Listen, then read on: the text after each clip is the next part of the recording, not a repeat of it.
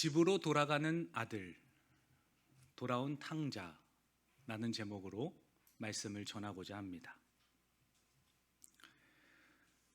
설 명절이 되면 부모님 댁에 방문을 하게 됩니다. 오늘 출발하시는 분도 계시고 내일 출발하시는 분도 계실지 모르겠어요. 어제도 좋은 가족 모임을 하셨다고 이야기도 들었습니다. 집으로 돌아가면 너무 기쁘고 행복하고 또 맛있는 음식들이 준비되어 있지요. 반대로 집을 나가면 고생이다 라는 말도 있지 않습니까?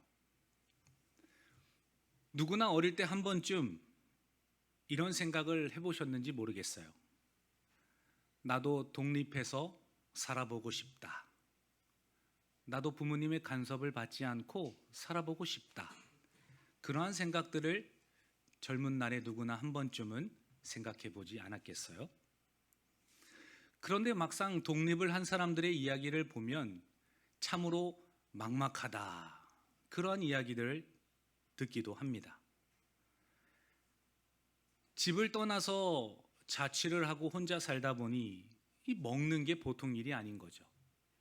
삼시세끼 밥을 해먹는 일, 또 입었던 빨래를 하고 정리하는 일, 밀리는 공과금들을 제때에 내야 하는 이 모든 수고로움, 부모님의 위대함이 비로소 집을 나갔을 때에 느껴지지 않습니까? 집에 있을 때에는 몰랐는데 나와 보니까 알게 되는 겁니다.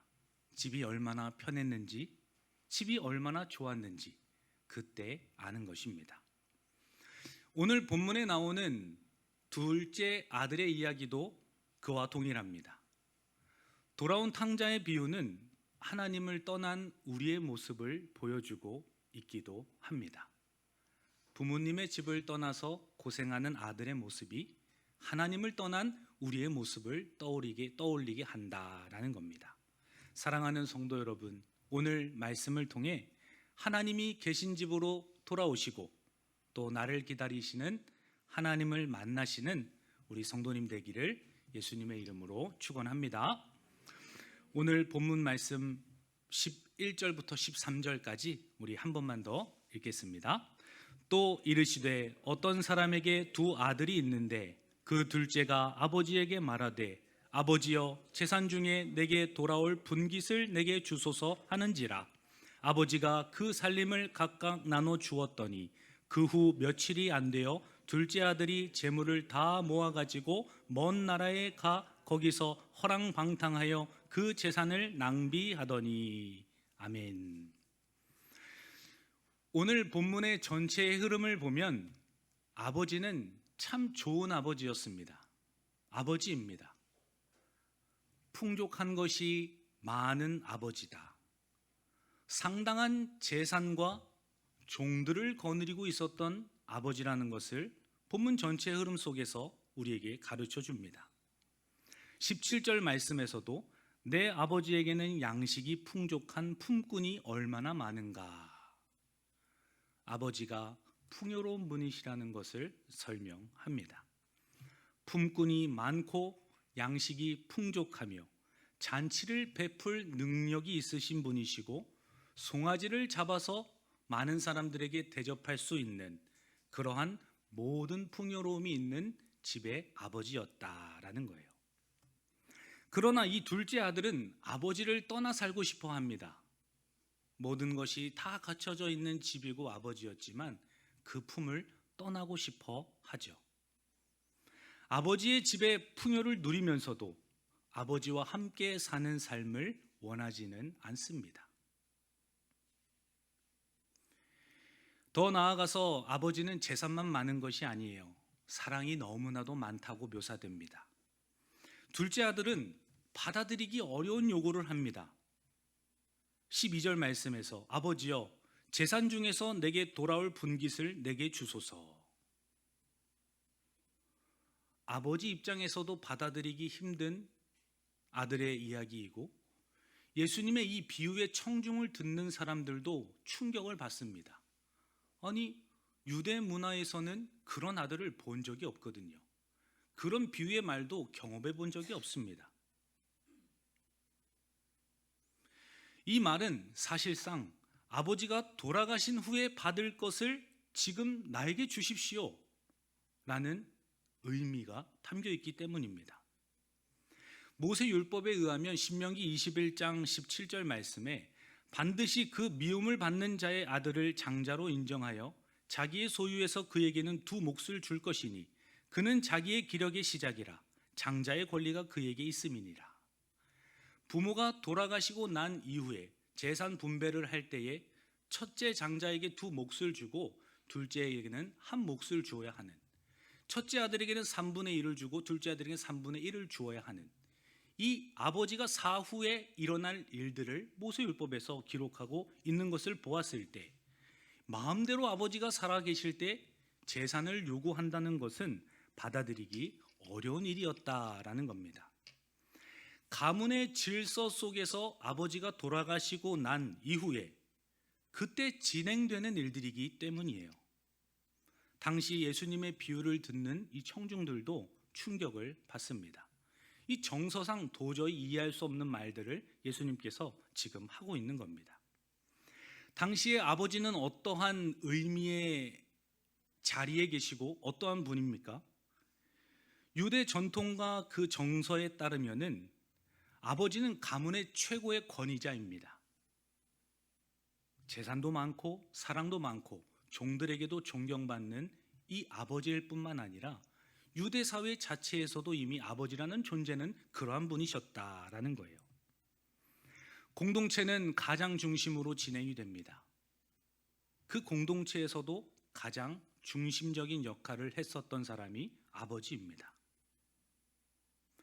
그러한 절대적인 아버지에게 이제는 관계를 단절을 선언하는 아들의 상황을 이 많은 청중들은 이해할 수 없었다라는 겁니다. 이 둘째 아들의 말은 아버지, 나에게는 지금 살아계신 아버지보다 나에게 떨어질 재산이 더 중요합니다. 이러한 불효의 이야기들을 말들을 쏟아내고 있는 상황이라는 것입니다. 사랑하는 성도 여러분, 오늘 본문 말씀에서 둘째 아들 탕자는 아버지가 싫어서 아버지가 미워서 떠난 사람이 아닙니다. 아버지가 없이 살고 싶었던 겁니다. 아버지와 함께 있는 것은 원하지 않으면서 그 아버지에게 있는 것만을 원했던 둘째 아들의 모습이다라는 거죠. 이것이 바로 죄의 본질입니다. 우리도 하나님께 달라고 요청을 많이 하죠. 무엇을 주십시오. 이것도 이루어 주십시오. 이 기도도 들어주셔야 합니다. 그렇게 아버지에게 가지고 있는 것들을 우리는 원합니다. 그러나 정작 하나님과 가까이 지내고 그분과 기도 가운데 호흡을 하고 하나님 곁에 붙어 있으려고 하는 우리의 모습은 찾아보기가 쉽지 않습니다. 이 아들의 모습이 아버지를 떠난 우리의 모습과도 같이 예수님께서는 설명해 주고 있다라는 겁니다. 하나님을 욕하거나 하나님을 부정하지 않아도 하나님 없이 내 멋대로 내 마음대로 살고 싶어하는 상태, 그것이 바로 하나님을 떠난 상태의 둘째 아들의 상황이고 모습이다라는 거예요. 이사야서 53장 6절 말씀에서도 우리는 다 양 같아서 그릇 행하여 각기 제 길로 갔거늘 여호와께서는 우리 모두의 죄악을 그에게 담당시키셨도다 말합니다. 우리는 본질적으로 하나님보다는 세상을, 예수 그리스도보다는 나 스스로를 더 선택하고 자기 중심적으로 살아가는 우리의 모습들이 있다라는 거예요. 마치 양의 모습과도 같다라고 표현하지 않습니까? 우리의 인간의 시조 아담과 하와를 보십시오. 아담과 하와도 에덴 동산에서 하나님이 금하시는 선악을 알게 하는 나무의 열매를 따서 먹습니다. 하나님을 미워하거나 하나님을 싫어해서 선악과를 먹은 것이 아닙니다. 하나님 없이도 스스로 하나님처럼 되고 싶어하는 그 마음의 상태, 선악과를 먹으면 나도 하나님과 같이 될 것이다. 하나님 없이도 나는 스스로 존재할 수 있을 것이다 라는 그러한 죄의 마음에서부터 비롯된 범죄가 아담의 하와의 죄의 본질이었다라는 거예요. 창세기 3장 5절 말씀입니다. 너희가 그것을 먹는 날에는 너희 눈이 밝아져 하나님과 같이 되어 선악을 알 줄 하나님이 아심이니라. 아담과 하와도 우리와 똑같이 하나님처럼 되고 싶어 했던 마음, 아버지 없이도 잘 살 수 있다는 생각들, 그런 마음에서부터 죄가 시작된 것이다 라는 거예요. 사랑하는 성도 여러분, 하나님 없이도 살 수 있다는 착각이 바로 죄입니다. 하나님을 싫어하고 원망해서 거리를 두는 것만이 죄가 아니에요. 하나님의 간섭 없이 살고 싶고 내 마음대로 시간과 물질을 사용하고 싶고 내가 좋아하는 것을 선택하고 즐기면서 살아가는 삶, 그것이 바로 탕자의 모습이고 우리의 죄된 삶이라는 것을 깨닫게 하십니다. 이러한 삶은 방황을 시작하기만 할 뿐 나를 구원하거나 하나님께 더 가까이 가게 만들지 못합니다. 오히려 방황이 시작되고 죄가 쌓여져 갈 뿐이다 라는 거예요. 하나님과 멀어질수록, 아버지와 멀어질수록 사람은 자유로워지는 것이 아니라 점점 죄의 종노릇을 하게 됩니다. 탕자도 아버지의 그늘 아래 보호 아래 있을 때에는 잘 지냈어요. 그러나 아버지 품을 떠나면서부터 방황이 시작되고 그때부터 죄의 종노릇하면서 부정한 말과 행동과 삶들을 살아가게 된다라는 거예요. 우리 함께 말씀 한 구절 찾아보기를 원합니다. 요한복음 8장 34절입니다.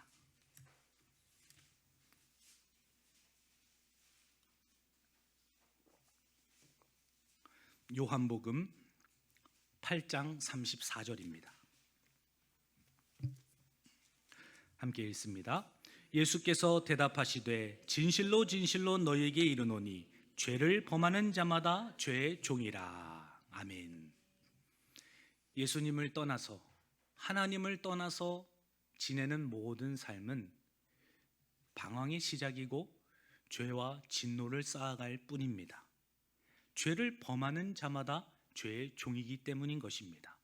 사랑하는 성도 여러분, 하나님을 떠나서 살아가는 존재가 아니라 하나님께 꼭 붙어 계시고 하나님을 즐거워하시는 우리 성도님들 되시기를 예수님의 이름으로 축원합니다.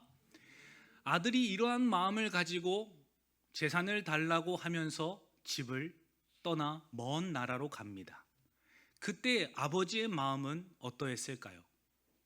그 둘째 아들의 말과 행동을 바라보는 하나님의 마음은 어떠했는지 성경에서 비유에 자세하게 드러나지는 않습니다.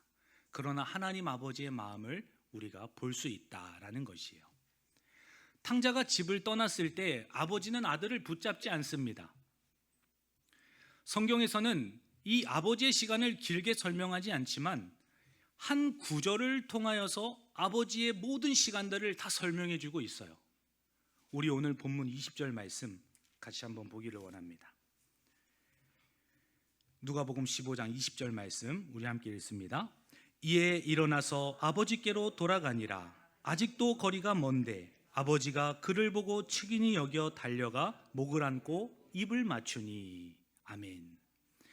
아버지의 모든 시간들이 이 한 구절 안에 담겨 있습니다. 아버지는 수많은 날을 아들을 기다린 것입니다. 탕자가 망가지고 있는 그 순간에도 아버지는 아들을 사랑하고 있었다라는 거예요. 아버지는 한 번 거리에 나가본 것이 아닙니다. 매일 길거리에 나아가서 아들을 보고 있었던 겁니다. 오늘은 우리 둘째 아들이 오지 않을까? 저 길로 걸어오지는 않을까? 혹시 내일은 돌아오지 않을까? 탕자가 아버지를 잊고 살아갈 때 아버지는 단 하루도 아들을 잊은 적이 없다라는 거예요. 이것이 하나님 아버지의 우리를 향한 마음이기도 합니다. 우리가 하나님을 찾기 전에 이미 하나님은 우리를 향해 마음을 두고 계시다라는 거예요. 아버지를 떠난 탕자는 수많은 환난과 고통을 받고 모든 재산도 다 탕진합니다. 14절 말씀에서 그것을 잘 표현해 주고 있어요. 14절 말씀도 함께 읽습니다. 다 없앤 후 그 나라에 크게 흉년이 들어 그가 비로소 궁핍한지라. 아멘. 허랑방탕한 삶을 살고 모든 재산을 다 탕진합니다. 그리고 다 없어진 그 후에 이상하게도 그 나라에 흉년이 들고 너무나도 궁핍하게 되는 것을 보게 됩니다. 이 궁핍과 흉년은 단순한 아들에게 찾아온 불운이 아닙니다. 탕자를 돌아오게 하시는 하나님의 섭리가 있음을 우리에게 말씀해 주고 있는 본문이기도 해요. 잠언 16장 9절 말씀에서도 사람이 마음으로 자기의 길을 계획할지라도 그 걸음을 인도하시는 이는 여호와이시니라 라고 말씀하지 않습니까? 하나님께 다시 돌아갈 수 있도록 그 둘째 아들이 아버지가 생각나도록 섭리하시고 다스리시고 예정 가운데 인도하시는 분이 여호와 하나님이시다라는 겁니다. 로마서 2장 4절 말씀에서도 혹 네가 하나님의 인자하심이 너를 인도하여 회개하게 하심을 알지 못하여 그의 인자하심과 용납하심과 길이 참으심이 풍성함을 멸시하느냐. 하나님이 인도하셨기 때문에 너희가 회개한 것이지 너희가 먼저 하나님께 나아간 것이 아니다. 하나님의 섭리 가운데 때로는 궁핍을 주시고 때로는 흉년을 주시고 때로는 고난과 환난과 문제를 주셔서 그 아들이 아버지께 다시 돌아갈 수 있도록 하신 것이 하나님의 섭리라는 것을 가르쳐 준다라는 거예요. 사랑하는 성도 여러분, 인생에 찾아오는 이러한 흉년은 하나님 없이 살 수 없다는 사실을 깨닫게 하시고자 하시는 하나님의 은혜의 방법이다라는 거예요. 혹여나 하나님을 조금 멀리 떠난 상태에서 나의 삶과 가정과 감정과 모든 상황 가운데 어려움을 겪고 계시는 분들이 계시다면 바로 그 흉년과 궁핍을 통하여 둘째 탕자를 하나님께서 아버지께로 인도하셨던 것처럼 우리를 예수 그리스도께로 인도하고 계심을 믿고 주님 앞에 나아오시는 우리 성도님들 되시기를 예수님의 이름으로 축원합니다. 이 아들은 모든 재산을 다 탕진합니다. 아주 삶이 망가질 대로 망가져요. 오죽하면 마지막에 예수님께서 비유로 설명하시기를 들로 보내져 돼지를 치게 되었다라고 설명하지 않습니까? 이 모세 율법에 근거하면 돼지는 아주 부정한 동물이었어요. 우리 함께 말씀 한 구절 찾아보기를 원합니다. 레위기 11장 7절과 8절입니다.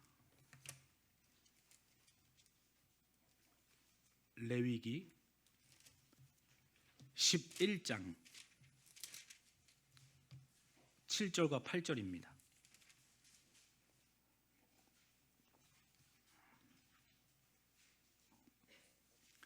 레위기 11장 7절 8절 함께 읽습니다. 돼지는 굽이 갈라져 쪽발이로 돼 쇠김질을 못함으로 너희에게 부정하니 너희는 이러한 고기를 먹지 말고 그 주검도 만지지 말라. 이것들은 너희에게 부정하니라. 아멘. 모세 율법에 근거하면 돼지는 가장 부정한 동물이었습니다. 부정하기 때문에 먹지도 말고 만지지도 말아야 한다. 예수님의 비유를 들었던 이 청중들은 아니 망가져도 어떻게 그 정도까지 망가질 수 있을까? 그 둘째 아들이 참으로 비참하다. 너무나도 부정해져서 사람들에게도 멸시를 받고 하나님께 나아가지도 못하고 완전 고립되어 있는 비참한 상태구나. 이러한 비유들을 청중들이 그때 당시에 깨달았습니다. 탕자는 배고파졌고 낮아졌고 외로워진 상태였다라는 거예요. 그때 모든 것을 잃었던 탕자는 그때야 비로소 생각을 합니다. 아버지께로 가야겠다. 17절 말씀에서 이에 스스로 돌이켜라고 기록되어 있지 않습니까? 17절 오늘 본문 말씀입니다. 이에 스스로 돌이켜 이르되 내 아버지에게는 양식이 풍족한 품꾼이 얼마나 많은가. 나는 여기서 주려 죽는구나. 아들은 모든 것을 이룬 후에 아버지를 떠올리게 됩니다. 사랑하는 성도 여러분, 하나님은 우리를 사랑하시기 때문에 때로는 우리의 편안함을 깨뜨리세요. 우리가 가지고 있는 것을 때로는 감추시기도 하시고 잠깐 걷어가시기도 합니다. 우리의 계획들이 산산이 무너질 때가 있죠. 자존심도 너무 상할 때가 있습니다. 기대했던 대로 미치지 못하고 실망할 때도 너무나 많죠. 잘해보려고 했는데 오히려 관계가 깨어지기도 합니다. 특별히 설 명절 때일수록 그 관계에 대한 어려움들을 토로하는 분들을 만나게 됩니다. 이러한 삶에서 다가오는 크고 작은 어려움들이 우리의 삶에 있지 않습니까? 그러나 그 모든 무너짐과 실패 속에서 하나님은 우리에게 질문하고 계시는 겁니다. 이제 나에게 돌아오지 않겠니? 이제 그 문제를 나에게 가져오지 않겠니? 하나님께서는 계속해서 우리의 마음을 두드리고 계신 것이다 라는 겁니다. 하나님의 섭리 가운데 이 둘째 아들은 아버지를 떠올리게 되었고 모든 것을 이룬 후에야 그제서야 비로소 아버지께로 향하지 않습니까? 하나님께서는 우리의 인생 가운데 이상하게 계속 마음이 불편하게 만드세요. 말씀이 생각나게 하시고 예배가 떠오르고 기도하고 싶고 주님께로 뭔가 다가가고 싶어하는 사인들을 우리의 삶 가운데 주시지 않습니까? 하나님께서 그러한 이유는 단 한 가지예요. 하나님이 찾고 계시고 우리를 기다리고 계시고 여전히 우리를 사랑하시는 하나님이시기 때문이다라는 겁니다. 사랑하는 성도 여러분, 하나님께 돌이킨다는 것, 아버지께로 돌아간다는 것은 편할 때 시작되는 것이 아닙니다. 오히려 마음이 불편하고 상황이 어려울 때, 그때 우리가 돌이킴을 시작하지 않습니까? 실패하고 깨어질 때 비로소 우리가 아버지를 찾게 되는 것입니다. 잘 될 때는 모릅니다. 세상에서 잘 나가거나 풍족함이 많을 때에는 잘 모르죠. 채워져 있을 때는 보이지가 않습니다. 그러다 어느 날 우리는 생각하게 됩니다. 내가 어쩌다 이렇게 살고 있지? 내가 왜 이런 처지가 되었지? 왜 이러한 영적인 마음과 상태와 심리가 나에게 있는 것이지? 정말 내가 가고 있는 이 길이 맞는 건가? 우리는 그때 비로소 생각하게 된다라는 겁니다. 사랑하는 성도 여러분, 이 시간에도 하나님께서 거리에 나가 하염없이 기다리셨던 아버지처럼 우리를 하염없이 기다리고 계신다는 사실을 기억하시기를 예수님의 이름으로 축원합니다. 옆에 계신 분들과 함께 인사하겠습니다. 아버지 품으로 돌아갑시다. 인사합니다. 아버지 품으로 돌아갑시다. 아멘. 오늘 본래 24절까지 말씀을 읽어야 하는 게 맞습니다. 그러나 너무 길어서 17절까지만 읽었는데요. 18절부터 24절까지 말씀을 보면 집에 돌아가는 아들과 아버지와 만나는 장면을 우리에게 말씀해 줍니다. 이 탕자는 집으로 가면서 기대보다는 두려움이 더 컸다고 설명하죠. 아버지가 나를 받아주실까? 혹시나 문전박대를 당하지는 않을까? 아들의 자격도 없는 내가 과연 돌아가면 나를 받아주실까? 이러한 걱정과 염려가 섞인 마음으로 집으로 향하고 있는 아들을 보게 됩니다. 아들은 결단합니다. 내가 이제는 아들이 아니라 품꾼이라도 되겠다는 마음으로 집으로 가자. 내가 종들보다 못한, 종들이 부리는 품꾼이 된다 할지라도 아버지께로 가자. 그러한 마음으로 집으로 돌아갑니다. 탕자가 집에 도착했을 때 어떠한 일이 벌어집니까? 오늘 20절 말씀에서도 아직도 거리가 먼데 아버지가 그를 보고 측은히 여겨 달려가 목을 안고 입을 맞추니. 아주 놀라운 장면을 우리에게 소개해 주지 않습니까? 놀라운 점은 탕자가 회개하기도 전에 내가 아버지를 만나면 이러한 이야기들을 해야겠다라고 말하기도 전에 이미 아버지는 둘째 아들을 포옹하고 또 눈물을 흘리면서 그 아들을 안아주는 것을 보게 된다라는 거예요. 탕자가 회개하고 할 말을 하기 이전에 이미 아버지가 아들을 안아주셨다라는 겁니다. 그리고 나서 탕자는 준비한 말을 끄집어내요. 그러나 아버지는 그 말을 끝까지 듣지도 않습니다. 곧바로 종들에게 명령하죠. 제일 좋은 옷을 내어다가 입히고 손에 가락지를 끼우고 발에 신을 신기라. 아버지의 입장에서는 아들의 회개도 너무나 중요했을 겁니다. 당시에 마을 사람들의 시선과 아버지의 권위가 땅바닥으로 추락했던 집안의 분위기, 모든 보이는 현상들을 생각했을 때는 둘째 아들을 잡아 족치는 게 맞죠. 그러나 아버지는 그렇게 하지 않습니다. 먼저 그 아들을 있는 그대로 받아주고 가락지도 끼워주고 가장 좋은 옷도 신발도 신기는 것을 보게 돼요. 이 장면은 하나님의 사랑이 얼마나 전적인 은혜인지를 우리에게 보여주는 장면이기도 합니다. 탕자가 돌아간 곳은 아버지의 품이에요. 아버지의 눈빛, 아버지의 음성, 그 아버지와 함께 누리는 식탁, 바로 그 아버지의 품, 그 집안으로 아들은 향한 것입니다. 사랑하는 성도 여러분, 우리 신앙의 회복도 이와 마찬가지입니다. 우리가 돌아가야 할 곳은 하나님의 품에서 누리는 하나님의 임재의 자리다라는 거예요. 하나님의 임재는 어느 곳에서 이루어집니까? 말씀이 선포되고 기도가 드려지며 성찬이 거행되는 바로 주님의 성령의 권능이 드러나는 예배의 자리, 바로 그 자리가 하나님이 계시는 곳이요 우리에게는 아버지의 품이다라는 겁니다. 우리는 예배의 자리에서 말씀과 기도 가운데 다시 하나님을 만나는 것입니다. 그것이 우리에게는 집으로 돌아가는 것이죠.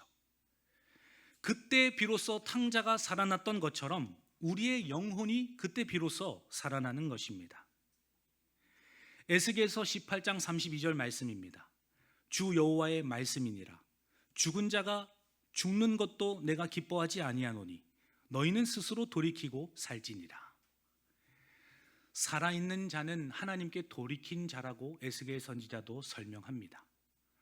하나님의 임재가 있고 하나님이 거하시는 바로 주님의 전인 이 교회 예배당에 나와서 예배할 때 우리를 먼저 달려와서 포옹하시며 안아주시고 주님의 사랑을 물붓듯이 부어주시는 그 하나님의 임재의 자리가 바로 이 시간임을 믿음으로 고백하시고 하나님 앞에 감사와 영광을 돌리시는 우리 성도님들 되시기를 예수님의 이름으로 축원합니다. 어릴 때 부모님에게 크게 혼난 적이 있습니다. 그때 부모님이 속옷만 입히고 내쫓으시더라고요. 그때가 한겨울이어서 발바닥에 눈이 소리가 날 정도로 밟히던 그러한 장면이 제 기억 속에 있습니다. 얼마나 구박을 했던지 제가 속옷만 입고 집을 나가면서 내가 다시는 집에 안 들어온다. 내가 자존심이 있지. 그때가 아마 초등학교 4학년 정도 됐었을 것 같아요.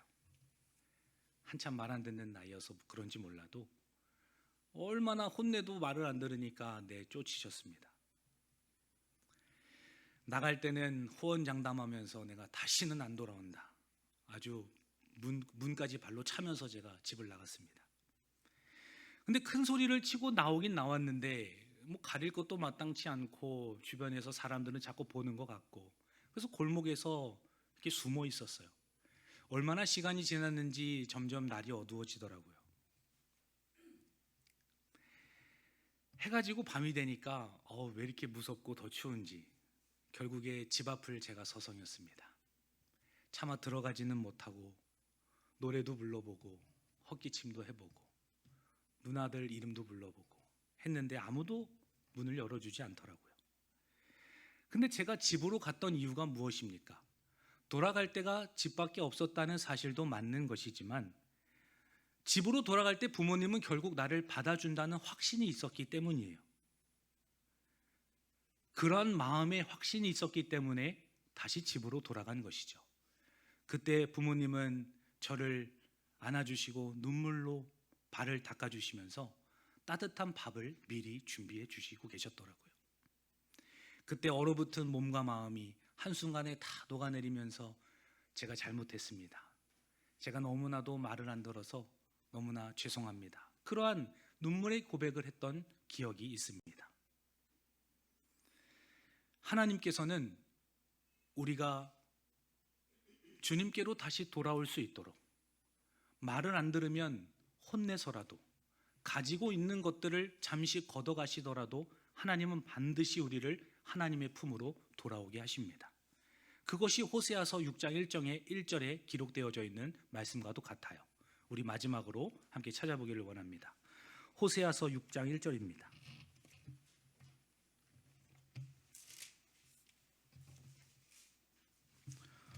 호세아서 6장 1절 함께 읽습니다. 오라 우리가 여호와께로 돌아가자. 여호와께서 우리를 찢으셨으나 도로 낫게 하실 것이요 우리를 치셨으나 싸매어 주실 것임이라. 아멘. 우리가 죄를 짓고 아버지를 멀리 떠나서 모든 것을 다 잃고 옷이 발가 벗겨져 비참한 상태에 놓여 있을지라도 하나님께서는 우리를 돌아오게 하시고 싸매 주시고 또한 보호해 주실 거라는 사실을 기억해야 할 것입니다. 사랑하는 성도 여러분, 혹시 지금 마음이 하나님에게서 멀어진 것 같습니까? 예전 같은 뜨거움이 사라졌습니까? 신앙이 조금 흐려져 보입니까? 그렇다면 오늘 말씀을 우리가 기억해야 할 것입니다. 우리에게는 돌아갈 집이 있습니다. 옆에 계신 분들과 마지막으로 인사하기를 원합니다. 우리에게는 돌아갈 하나님의 품이 있습니다. 인사합니다. 우리는 하나님께 돌아갈 품이 있습니다. 아멘. 탕자에게 돌아갈 집이 남아있던 것처럼 여전히 예배가 열려 있습니다. 여전히 말씀을 들을 수 있습니다. 여전히 기도할 수 있고 하나님께서는 우리를 부르시고 계시다라는 거예요. 사랑하는 성도 여러분, 기다리시는 하나님 아버지가 있습니다. 달려오시고 미리 포옹하시는 하나님이 계시다라는 겁니다. 하나님은 우리가 돌아올 자리를 미리 마련해 주십니다. 사랑하는 성도 여러분, 하나님은 자녀를 살려내시는 은혜의 자리로 우리를 이끄십니다. 오늘도 우리 모두를 향해 집으로 돌아오라, 내 품으로 돌아오라, 나는 사랑이 많고 모든 것이 풍요한 아버지다. 우리에게 이렇게 선언을 하고 계십니다. 돌아오는 한 주도 하나님 아버지께로 더 가까이 나아가시는 그러한 가정과 우리 성도님들 되시기를 예수님의 이름으로 축원합니다. 하나님 아버지 감사합니다. 오늘 말씀을 통해 돌아오는 탕자가 어떠한 마음으로 아버지를 떠났고 어떠한 마음으로 하나님 아버지께 돌아갔는지를 말씀을 통해 함께 보았습니다. 주님을 떠나서 살 수 없다는 그 근본적인 믿음과 생각들이 우리 가운데 깊이 자리 잡게 하시고 하나님과 가까이 있을 때 모든 풍요로움과 생명이 있다는 사실을 기억하며 다시 아버지께로 돌아가는 우리 광문의 성도들 되게 하여 주옵소서. 감사드리며 살아계신 예수님의 이름으로 기도하옵나이다. 아멘.